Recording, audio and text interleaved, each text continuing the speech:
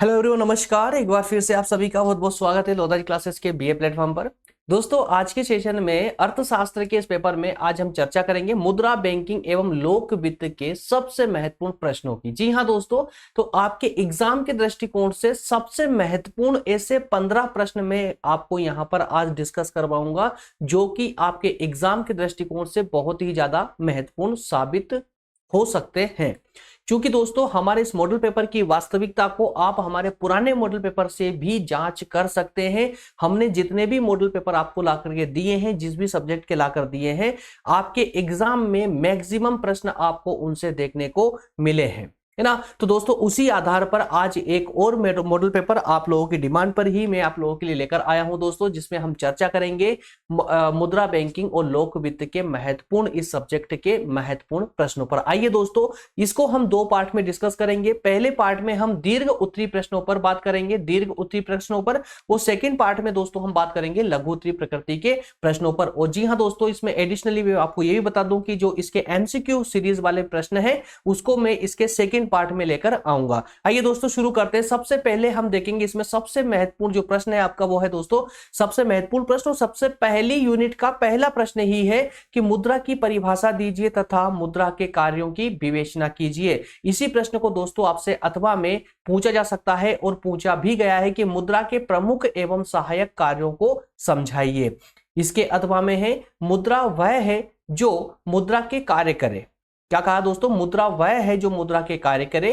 प्रस्तुत कथन की आलोचनात्मक व्याख्या आपको यहां पर करनी है दोस्तों। तीनों का एक ही अर्थ होगा, अर्थात कि यहां पर आपको मुद्रा को एक्सप्लेन करना है और उसके कार्यों को एक्सप्लेन करना है। क्लियर है दोस्तों? आइए आगे बढ़ते हैं। नेक्स्ट प्रश्न देखेंगे, इसका अगला प्रश्न देखेंगे। मुद्रा एक अच्छा सेवक किंतु बुरा स्वामी है। क्या कहा गया है कि मुद्रा एक अच्छा सेवक है किंतु बुरा स्वामी है।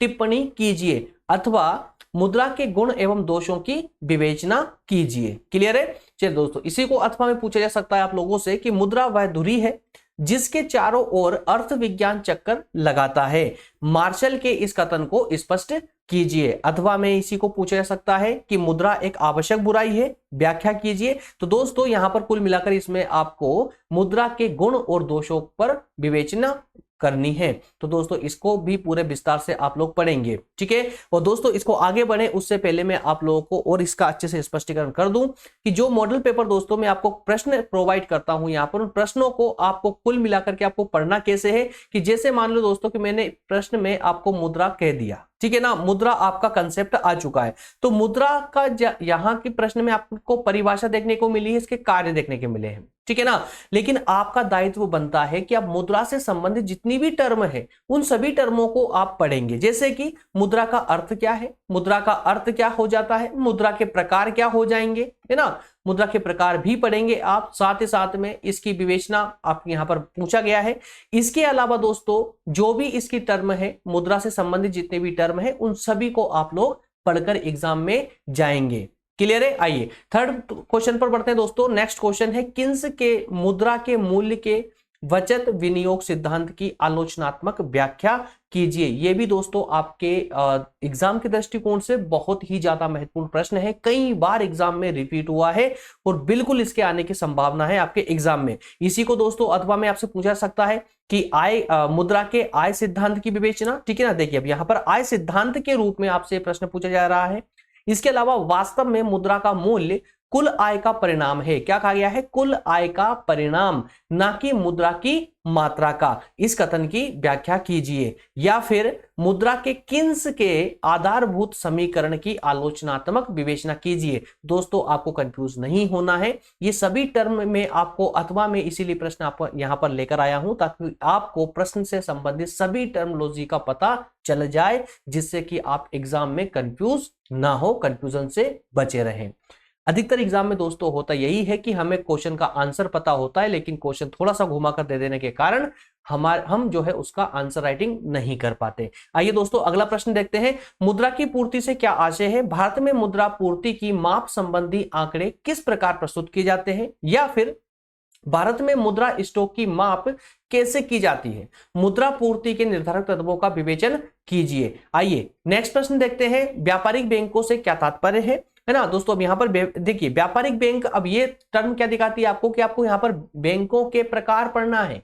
बैंकों के जितने भी प्रकार हैं उन प्रकारों को पढ़ेंगे और उसके अंतर्गत व्यापारिक बैंक वाला जो कंसेप्ट है दोस्तों ये बहुत ज्यादा इंपॉर्टेंट है आपके एग्जाम के लिए। इनकी संरचना का वर्णन कीजिए अथवा भारत में वाणिज्यिक बैंकिंग प्रणालियों के ढांचे को विस्तार से समझाइए। क्लियर है दोस्तों। इन सभी के आंसर आपको इजीली आपकी नोटबुक में मिल जाएंगे। मैं और आगे बढ़ूं उससे पहले मैं और स्पष्टीकरण कर दूं आप लोगों को कि दोस्तों समय कम रहने के कारण, चूंकि सेकेंड ईयर के मेरे दोस्तों का एग्जाम बिल्कुल नजदीक आ चुका है, 10 किसी के 10 तारीख से स्टार्ट होने वाले हैं, किसी के 15 तारीख से स्टार्ट होने वाले हैं, तो संभवतः कि एक विद आंसर मॉडल पेपर की तैयारी करने में दोस्तों 4 से 5 दिन लगते हैं एक मॉडल पेपर की तैयारी करने में। इस कारण से कहीं ऐसा ना हो कि आंसर के चक्कर में आपके मॉडल पेपर ही डिस्कस ना हो पाए, इसलिए मैं आपको क्वेश्चन पहले प्रोवाइड कर रहा हूं। इसकी आंसर शीट अगर आप देखिए, कोशिश आप करेंगे कि आप अपनी नोटबुक से निकाल लें इनके आंसर। नहीं मिलते हैं तो आप मुझे कमेंट कीजिएगा, मैं आपको दोस्तों इसकी पीडीएफ प्रोवाइड करवा दूंगा, तब तक मैं आपकी इसकी अरेंज कर लूंगा, इसकी आंसर शीट अरेंज हो जाएगी। क्लियर है। आइए अगला प्रश्न देखते हैं। नेक्स्ट प्रश्न है व्यापारिक बैंकों द्वारा साख का निर्माण किस प्रकार होता है। जो व्यापारिक बैंकें हैं ये अपनी साख का निर्माण कैसे करती है, साख निर्माण की उसकी सीमाएं क्या है और ये सीमाएं निर्धारित कौन करता है दोस्तों, केंद्रीय बैंक करती है, रिजर्व बैंक करती है। क्लियर है। अथवा में बैंक केवल द्रव्य जुटाने वाली संस्थाएं ही नहीं बल्कि ये द्रव्य के सृजन करता भी है, अर्थात कि ये सिर्फ द्रव्य को लेने प्राप्त करने वाली ही संस्थाएं नहीं है बल्कि ये उस द्रव्य का निर्माण भी करती है। इस कथन की क्या व्याख्या है, व्याख्या कीजिए। अथवा में व्यापारिक बैंकों द्वारा साख निर्माण की प्रक्रिया क्या है। क्लियर है। चलिए अगले प्रश्न देखते हैं। नेक्स्ट प्रश्न है रिजर्व बैंक ऑफ इंडिया की स्थापना कब हुई। देखिए अब यहां पर टर्म पर विशेष फोकस करना है आप लोगों को कि आरबीआई की स्थापना, उसका संगठन और विभाग, है ना। तो यहां 3 टर्म आपसे इसकी पूछी गई है। तीनों टर्म की आप बेहतरीन तैयारी करके ही एग्जाम में जाएंगे। अथवा में इसी को पूछा गया है कि भारतीय रिजर्व बैंक की स्थापना के उद्देश्य क्या थे, संगठन और विभागों पर एक लेख लिखिए। आइए अगला प्रश्न देखते हैं दोस्तों। अगला प्रश्न है, नेक्स्ट प्रश्न है लोक वित्त क्या है। लोक वित्त क्या है, लोक वित्त की प्रकृति को समझाइए अथवा राजस्व की प्रकृति को संक्षेप में समझाइए। अब देखिए यहां पर मैक्सिमम स्टूडेंट तो यहीं पर गलती कर देते हैं कि लोक वित्त आपसे आपने पुस्तक में लोक वित्त को पढ़ा है और एग्जाम में आपसे राजस्व को लेकर के प्रश्न आ जाता है, तो यहीं पर कंफ्यूजन आपकी क्रिएट हो जाती है कि राजस्व वाला प्रश्न तो हमने पढ़ा ही नहीं, है ना।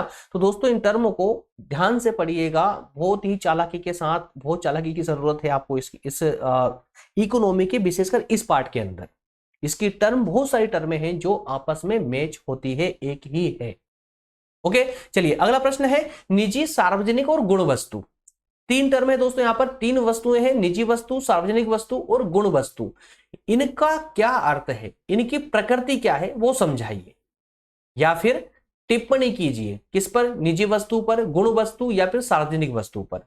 इसी को अथवा में ऐसे भी पूछा जा सकता है कि निजी, सार्वजनिक एवं गुण वस्तुओं की विवेचना करते हुए उसमें अंतर बताइए। अंतर भी आपसे इसमें पूछा जा सकता है। या फिर निजी, सार्वजनिक एवं गुण वस्तुएं किसे कहते हैं, व्याख्या कीजिए। क्लियर है। कुल मिलाकर के दोस्तों पूरे प्रश्न में आपसे तीनों वस्तुओं के बारे में पूछा गया है।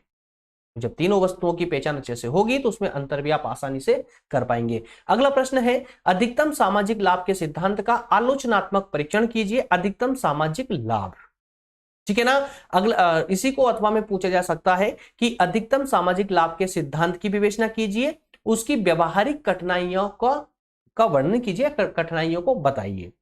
अथवा में है राजस्व को अधिकतम सामाजिक लाभ के सिद्धांत पर आधारित होना चाहिए।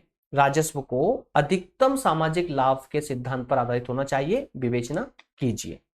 अगला प्रश्न है सार्वजनिक आय किसे कहते हैं। सार्वजनिक आय किसे कहते हैं, सार्वजनिक आय के विभिन्न वर्गीकरण को समझाइए या फिर अथवा में सार्वजनिक आय को समझाते हुए इसके विभिन्न वर्गीकरणों को समझाइए। दोनों प्रश्न लगभग एक जैसे ही, दिखने में एक समान ही है।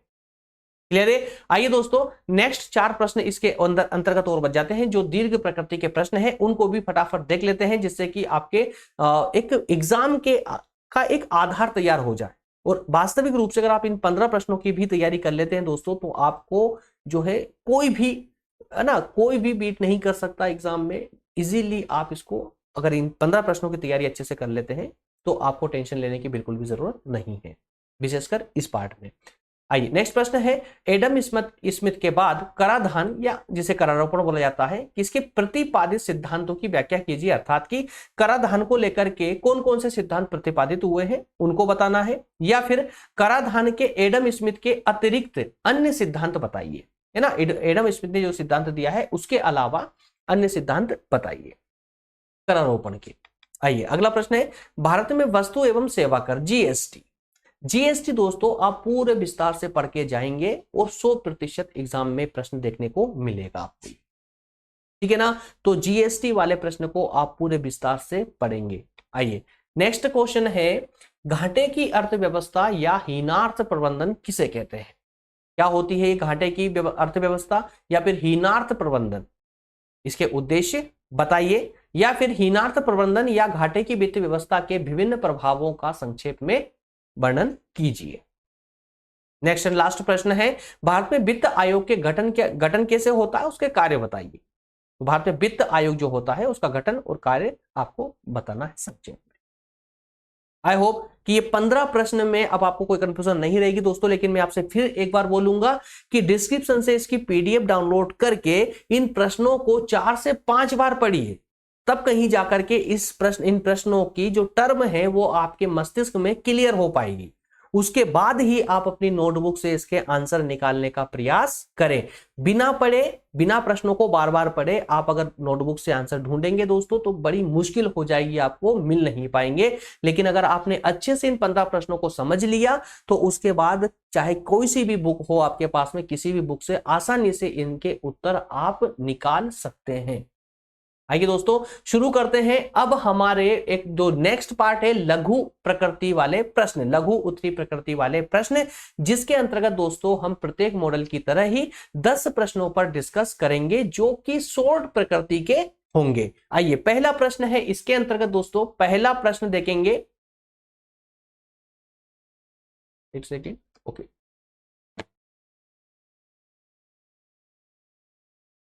पहला प्रश्न है इसमें, रिजर्व बैंक द्वारा साख नियंत्रण कैसे होता है। रिजर्व बैंक जो है वो साख का नियंत्रण कैसे करती है, इसके बारे में आपको बताना है। अगला प्रश्न है, निजी वित्त तथा सार्वजनिक वित्त में क्या समानता है। तो अब यहां पर समानता का शब्द आया है दोस्तों, तो आपको अंतर भी डिस्कस करना है, याद रखिएगा अंतर भी पढ़ के जाना है। अगला प्रश्न है, सार्वजनिक आय के प्रमुख स्रोत के रूप में कर की प्रमुख विशेषताएं बताइए। तो सार्वजनिक आय का स्रोत क्या है, टैक्स, कर। तो उस कर की विशेषताएं आपको यहां पर डिस्कस करनी है। अगला प्रश्न है, कराधान अर्थात करारोपण में न्याय की समस्या क्या है। जो टैक्स सिस्टम है दोस्तों उसमें न्याय की समस्या क्या है, करारोपण के अंतर्गत में न्याय के सिद्धांतों को समझाइए। नेक्स्ट प्रश्न देखेंगे। अगला प्रश्न है कि कराधान करापात और कराधान दोनों में क्या अंतर है। दो टर्म आपको यहां देखने को मिलेगी, करापात अर्थात कर भार या फिर कराधान, इसमें क्या अंतर है, दोनों टर्मों को आप अच्छे से पढ़ेंगे, ठीक है। नेक्स्ट प्रश्न है, निरपेक्ष और सापेक्ष करदान क्षमता में अंतर क्या है, क्लियर है। नेक्स्ट प्रश्न है, एक अच्छी कर प्रणाली के गुण और गुण दोष या विशेषताएं बताइए। नेक्स्ट है, निम्न पर टिप्पणी कीजिए। दो आपसे यहां पूछा जा सकता है, हीनार्थ प्रबंधन क्या है या हीनार्थ प्रबंधन की समस्या और हीनार्थ प्रबंधन एवं मुद्रा प्रसार, इस पर आपको टिप्पणी करने को कहा जा सकता है। अगला प्रश्न है, वित्त आयोग के क्या कार्य हैं। भारतीय वित्त आयोग के क्या कार्य हैं, कार्यों को आपको संक्षेप में समझाना है। नेक्स्ट एंड लास्ट प्रश्न है, सहायता अनुदान से आप क्या समझते हैं। सहायता अनुदान से आप क्या समझते हैं। इस प्रकार दोस्तों दोनों पार्ट में, एक में हमने दीर्घ प्रकृति के प्रश्नों के अंतर्गत 15 प्रश्न डिस्कस किए हैं और नेक्स्ट इस लघु उत्तरी प्रकृति के अंतर्गत हमने 10 प्रश्न डिस्कस किए दोस्तों। ये 25 प्रश्न आपके हो जाते हैं, लेकिन मैं फिर से अब कहूंगा दोस्तों कि आपको जो 15 प्रश्न दीर्घ प्रकृति के प्रश्न मैंने आपसे डिस्कस करवाए हैं उनका बार बार रिविजन लगा लीजिए, चाहे एग्जाम आपके 1 हफ्ते बाद हो, चाहे वो 15 दिन बाद हो या कभी भी आपके एग्जाम हो, लेकिन दोस्तों आपको इसका रिवीजन बार बार लगाने चाहिए, क्योंकि ये पूरा एक निचोड़ है आपके महत्वपूर्ण, जितने भी अधिक से अधिक महत्वपूर्ण हो सकते हैं ना, जितने स्टार आप लगा सकते हो लगा दीजिए। ये 15 प्रश्न बहुत ज्यादा महत्वपूर्ण है आपके एग्जाम के दृष्टिकोण से। अगर आपने पूरे विस्तार से भी सब्जेक्ट को पढ़ा है दोस्तों, तो भी आपको इन 15 प्रश्नों की तैयारी बहुत बेहतरीन तरीके से करना चाहिए। और अगर आपने अभी तक भी इसको खोल के भी नहीं देखा इस सब्जेक्ट को, तो भी आपको इन 15 प्रश्नों की ही तैयारी कर लेंगे तो भी आपका काम हो जाएगा। दोस्तों मिलेंगे इसके नेक्स्ट किसी पार्ट के साथ में या नेक्स्ट मॉडल पेपर के साथ में। अब कंटिन्यू आपको डेली मॉडल पेपर मिलेंगे क्योंकि एग्जाम आपके नजदीक आ चुके हैं। सेकेंड ईयर में जितने भी सब्जेक्ट है, हर सब्जेक्ट के मैं आपको मॉडल पेपर प्रोवाइड करने वाला हूं।